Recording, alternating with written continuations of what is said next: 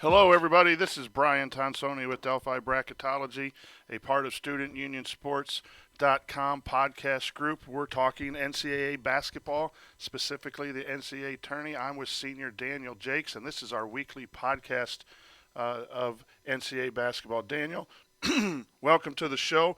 Let's get started with our new number one seed. What can you tell the listeners about that? Well, our new number one seed is North Carolina. After Virginia started to slide and Baylor lost back-to-back games, we kind of figured that North Carolina had the profile to be a new number one seed.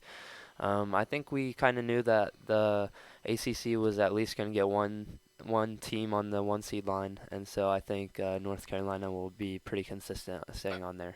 I think, Daniel, the key for us was the fact that North Carolina got a couple big wins. And when we see those big wins and they equal a team higher, the team that's winning recently is going to get boosted up. Um, so Baylor has lost two in a row. They still have 10 solid wins. They still will be a top seed.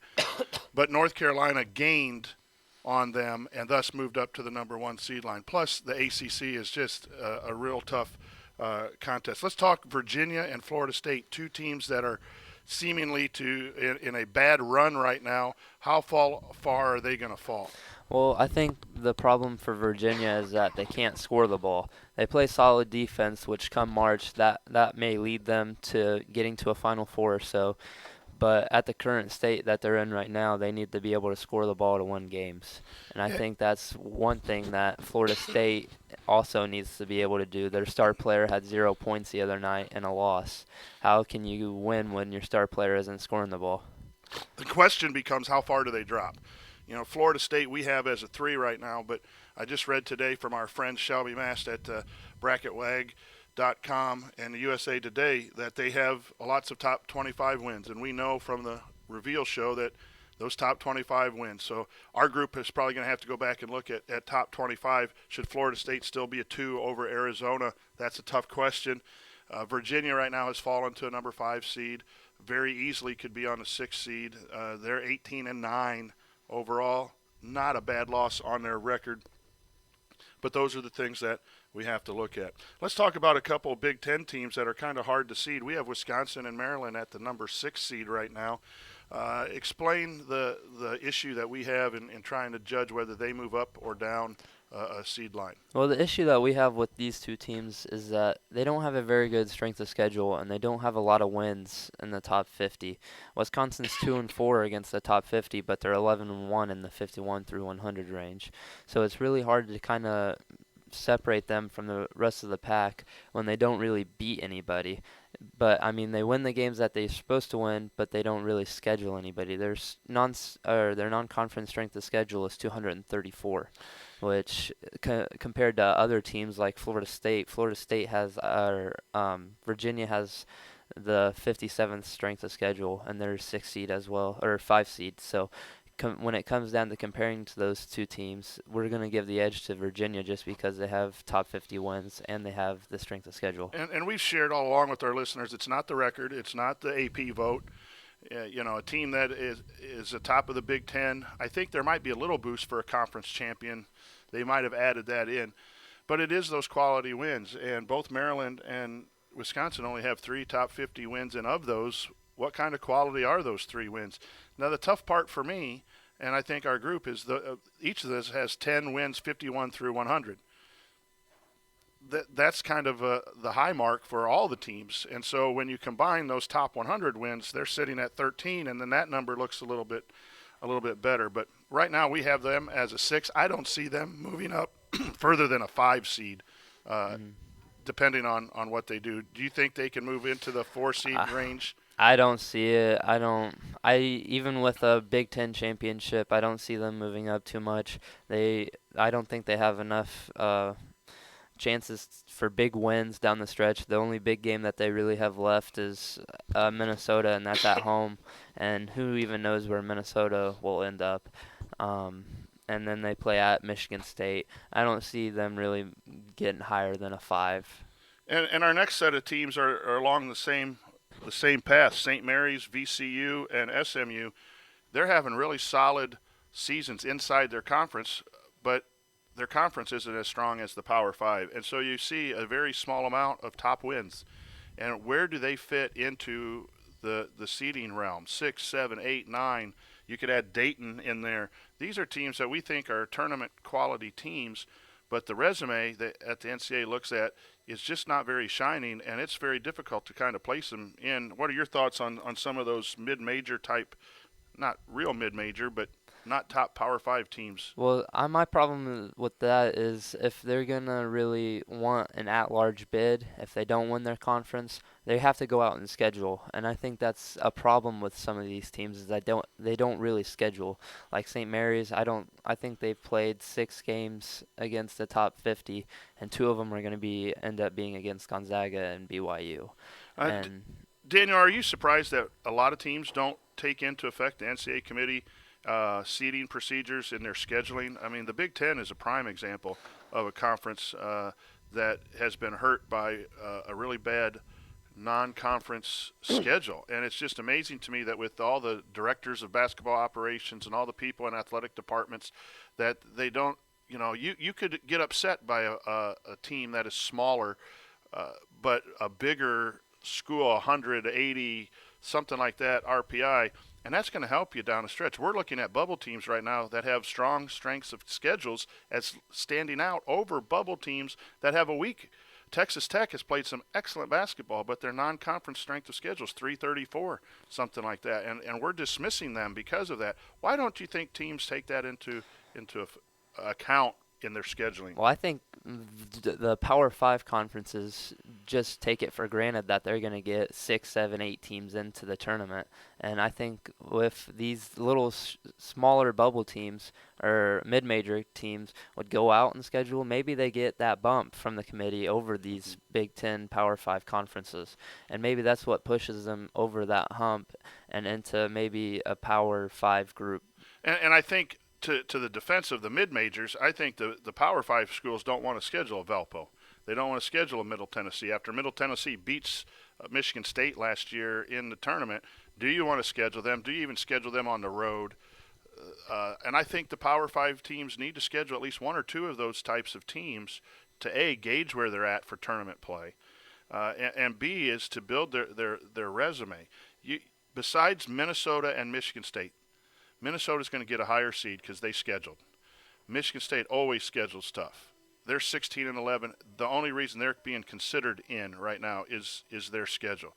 And so you look at some teams in the Big 12. We're looking at teams that have a better strength of schedule as being higher seeds. And so if it makes sense to us sitting here in Little Delphi, why doesn't it make sense to these teams to take a chance on a game or two playing a mid-major is surprising to me.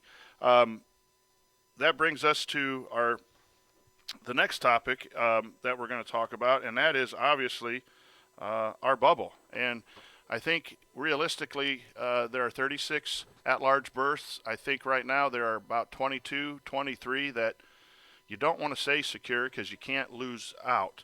I got into a Twitter conversation last night with a gentleman who was disagreeing with our not making Miami a lock. But the problem is with locking teams into the tournament is with 3 regular season and a conference tournament, if you lose 4 in a row and end up 19 and 13, you're on the bubble. And then Selection Sunday becomes. So these teams in our 8, 9, 10 seed range, some of them are very comfortable, but you can't lose out. And there's that possibility of losing out. And so talk a little bit about the bubble overall and any teams that you think we need to talk about either falling out or getting into the tournament. The bubble overall is just terrible. It's awful. It's hard to imagine maybe a 15-loss team getting into the tournament, which, I mean, it doesn't happen very often. We were surprised by Tulsa and Syracuse getting in last year, but, I mean, Syracuse, the only thing that they're doing is winning at home, and they're getting it done. And so some of these other bubble teams that aren't necessarily winning at home or on the road, Syracuse is getting looked at as a prime example just because they're winning games that they need to win. And, I mean, they may not win on the road, but they're at least getting big wins at home. And I think we have we have 13 spots, I think, that are somewhat open on our list, and we have possibly 7 to 10 teams that we're still considering. So you're looking at comparing 23 teams, and I think when we meet and we talk and text, we can find an argument for probably any one of those 23 teams, whether it's a Clemson who's at 14 and 12, or it's a Providence who's 15 and 11 and has some nice wins, or we move Marquette back into the tourney over this weekend. They're sitting at 16 and 10. One thing for our listeners to see if this holds true this year, and all we can do is try to predict the committee. We're not on the committee. We don't have a voice. But 14 losses has seemed to be the cutoff. If you have 14 losses, you fall out of consideration, has been typically what committees have done in the past. And there's a lot of teams sitting on our bubble with 11, 12, and even 13 losses that unless they win the tourney, which then they're in, they're going to get another loss. And so does that 14 loss mark hold true, or then what do you look at? The top quality wins in that 14? Is it strength of schedule that's going to be that one team that gets in? Or what I would like to see happen is turn to a mid-major. If a Middle Tennessee loses in their tournament, or Illinois State or Wichita State, I'd like to see one of those teams in as opposed to a 14-team loss. What are your thoughts on like UNC, Wilmington, Valpo, some of those quality mid-majors? If they don't win their tournament, they don't have the resume. By the numbers, they shouldn't be in. But do you think they should in this year's bubble? I absolutely think they should. I mean, it's just unheard of to put a 15-loss team into the tournament, and maybe some of these bigger teams did go out in the schedule. Maybe they didn't get the wins that they needed, but I mean, look at these mid-major teams that have maybe 6, 7 losses, and maybe they don't win in the tournament, but I'd much rather see them get in with a positive record and maybe a 21 season than someone that is going to have 15 losses, and then that's just my opinion. And I'd even say 14 losses. I think I would like to see some sort of criteria like NCAA football where 6 wins to be bowl eligible. I'd like to see some sort of general rule, 8 wins in a conference, no less than 8 and 10, or 500 or something like that. Because I really don't think that if you take the 35, 36th at-large teams out of the tournament and replace them with a conference winner who loses their conference tourney, I don't think that dilutes the tournament. In fact, I think it makes it more interesting to see those upsets that possibly could happen at the 5-12 or the 6-11 spot where some of these teams would slot in.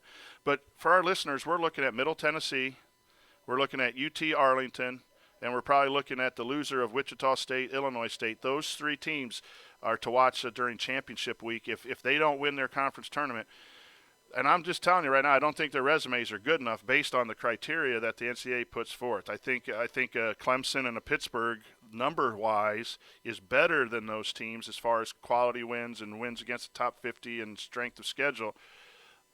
But I do think they deserve attention, especially in this weak bubble environment. If we're looking at putting in Clemson with 14 or 15 losses, or Pittsburgh 14, 15, and both those teams are in our first 4 out, by the way, I just think that makes for a better tournament. Some things to look up for. Check us out at Delphi Brackets. We update our information on a somewhat daily basis. We'll put out a seed list every day or every other day, and we'll update the bracket at least twice a week. We're three weeks away from the tournament starting, and I think a couple Sundays, about 16 days away from Selection Sunday. So, Daniel, some last thoughts on what you're going to be watching here at the end of the season as far as the seeding and the tournament goes. Just watching for these bubble teams to get some wins. I say it just about every week, it feels like, but I mean, that's one of the hardest things to pick about this tournament is which teams are going to get in on the bubble. And I think some of these teams just need to get some quality wins to not be a lock, but to be a little safer. I would like to see that. I'd like to see, I agree with you, to have a couple teams go on a 2 or 3 game winning streak that are at that bubble or in or out right now and make us find a spot for them, as opposed to what we think is a lot of teams are playing 500 ball in and out and not really building their resume. I'd like to see a few upsets. that would add to the top 50 wins, top 25 wins of these bubble teams. I think we have some good stories. I think Northwestern is a lock at 20-7. If they lose all their games, they would end up 20-12. And we already have 12 lost teams in the tournament in Clemson already. So I think there's some good stories, but I'd like to see the bubble try to picture itself out. We will have a conference preview for everyone to listen to on what to look for on conference week, which starts up next week, midweek, some of these conferences and who the favorites are. So pay attention to the games, because every game matters and winning matters. So you can find us at DelphiBracketology.weebly.com and check our 2016-2017 updates. We have that available for you to look at. Interact with us at Delphi Brackets, as I said before, and thank you for listening. This is part of StudentUnionSports.com. For Daniel Jakes, I'm Brian Tonsoni. Until later on, happy basketball watching.